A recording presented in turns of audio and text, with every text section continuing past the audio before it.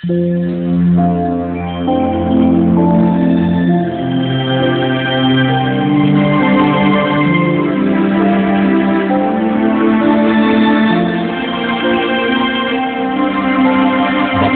ang bumabasa at ang nangakikinig ng mga salita ng hula at tumutupad ng mga bagay na nasusulat doon, sapagkat ang panahoy malapit na.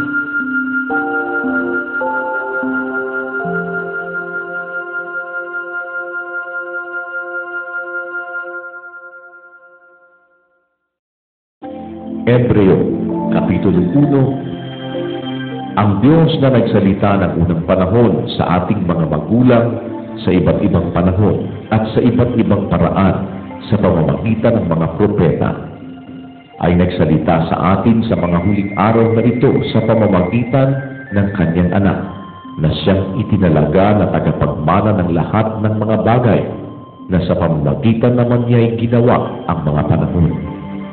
Palibhasa ay siyang sinag ng kanyang kaluwalhatian at tunay na larawan ng kanyang pagkadiyos, at umaalalay ng lahat ng mga bagay sa pamamagitan ng salita ng kanyang kapangyarihan.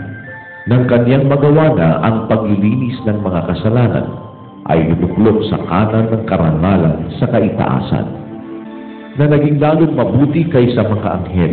Palibhasa ay nagmana ng lalong marilag na pangalan kaysa kanila.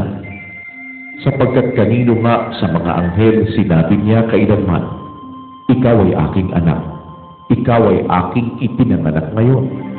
At muli, ako'y magiging kanyang ama, at siya'y magiging aking anak.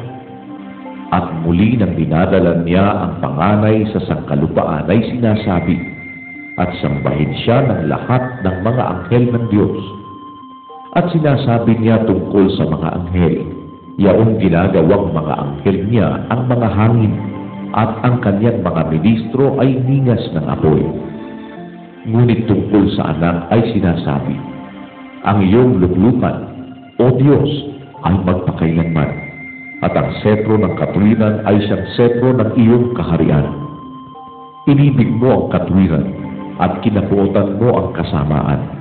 Kaya't ang Diyos mo, ay nagbuhos sa iyo ng langis ng kasayahang higit sa iyong mga kasamahan. At ikaw, Panginoon, nang pasimulay inilagay mo ang kinasasaligan ng lupa, at ang mga langit ay mga gawa ng iyong mga kamay.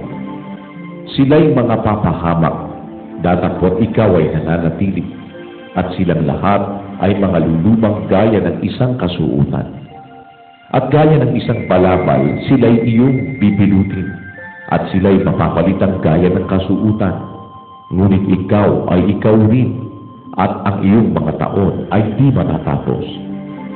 Ngunit kanino sa mga anghel sinabi niya kailanman, "Lumuklok ka sa aking kanan, hanggang sa ang iyong mga kaaway ay gawin kong tungtungan ng iyong mga paa"? Hindi baga silang lahat ay mga espiritu tagapaglingkod, na mga sinugo upang magsipaglingkod sa kapakinabangan ng mga nagmamana ng kaligtasan?